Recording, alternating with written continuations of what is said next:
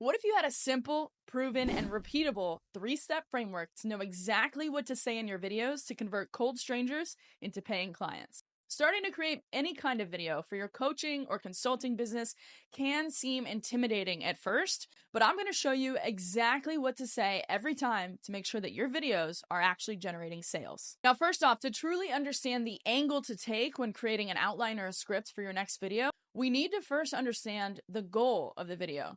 Because a lot of times we can fall into the trap of thinking our job is to sell people on our products or services directly in all the videos that we create.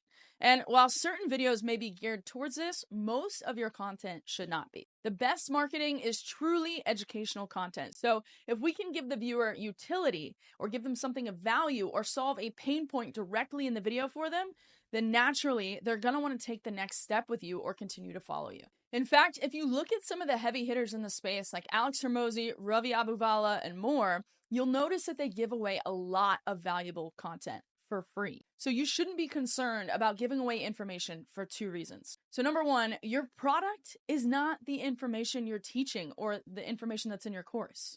If you have a high-ticket coaching program or training program, what you're really selling is a result. You're selling accountability, direct support of some kind, whether that's in a group or a one-on-one help, and personalized strategy. Most people don't take action on information alone anyways. And even if they do, they're going to find so much value in what you're giving away for free that they'll want to know what you offer on a paid level. Second, your marketing strategy should mirror human psychology. And by giving away stuff for free, you're activating what's known as the law of reciprocity. Now, the law of reciprocity states that we naturally feel inclined to give back when we feel that we've been given something of value. So if your content can do that for your ideal prospect, you're gaining their trust, loyalty, and eventually their payment. Now that we know our goal is to educate, or what I call provide a quick win for the viewer, it takes the pressure off of feeling like we just have to sell or promote ourselves or our services. Now, there are 3 essential segments to any good piece of content that I call the hook, the how, and the now what. The first part is probably the most important to ensure that we not only get people to click on the video, but we get them to stay engaged and view the rest of the video. This is your hook, or the first few seconds of your video. Speaking of getting people to engage, if you could do me a huge favor right now and hit the like button and subscribe, it lets me know to create more content just like this for you. So just like good copywriting, each line is essentially there to get the reader's permission to go on to the next line. The opening 5 seconds or so of your video is gaining the viewer's permission to move on to the next part of the video. If you lose them in the first few seconds with a boring intro or a 20-second blurb on who you are and what you do, they're going to click off your video and move on to the next one. So that means that right away, we need to open up with an attention-grabbing hook and tell them what's in it for them by watching the entire video. What is the thing that they want that they can gain by the end of the video? Now, there are a lot of ways to create an effective hook. You can use numbers or a shocking statistic. You can take a position opposite of what everyone else says or thinks. You can use words like warning and this will forever transform how you look at X topic, right? Or you can also simply make a big promise. So by the end of this video, you'll know exactly what to say every time to convert strangers into paying clients. But the major thing when creating your hook is to stay genuine. So in other words, what you don't want to do is use a hook just to grab attention that has absolutely nothing to do with the rest of the content in your video. If it's not relevant, people can see through it and they'll click off your video and move on to the next. Now that you have their attention, the second part is where the bulk of the video will take place. This is the how. You want to go straight into giving them what they're looking for. Educate. Particularly when it comes to YouTube content and even Instagram Reels right now, the most effective kind of content is educational or a tutorial.